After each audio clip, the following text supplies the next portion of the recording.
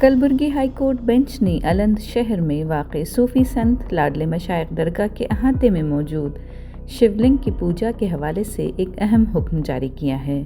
हिंदू तंजीमों के रहनुमाओं ने अदालत में दरख्वास्त दायर की थी, जिसमें राघव चैतन्या शिवलिंग की पूजा की इजाज़त तलब की गई थी। अदालत ने अपने फैसले में 15 अफराद को पूजा करने की इजाज़त दे दी है, ताहम सिद्धलिंग स्वामी जी को इसमें शामिल नहीं किया गया।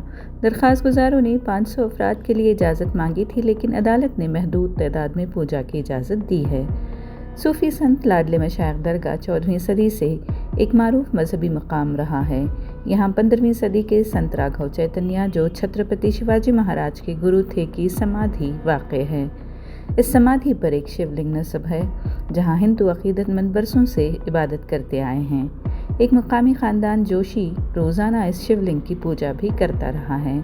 सदियों तक यहाँ हिंदुओं और मुसलमानों के दरमियान हम आहंगी बरकरार रही, ताहम 2022 में कशीदगी उस वक्त पैदा हुई जब कुछ शरपसंदों ने मुबैना तौर पर शिवलिंग की बेहुरमती की।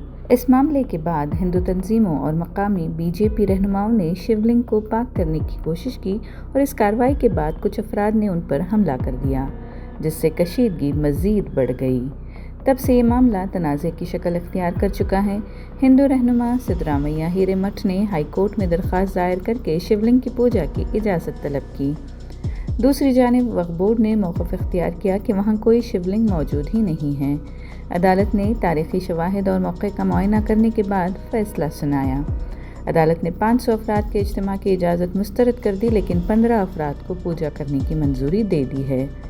महाशिवरात्रि के पेश नज़र कलबुर्गी के ज़िला मजिस्ट्रेट फौजिया तरन्नुम ने अलंद तालुक़े में शराब की फ़रोख्त पर भी पाबंदी आयद कर दी है।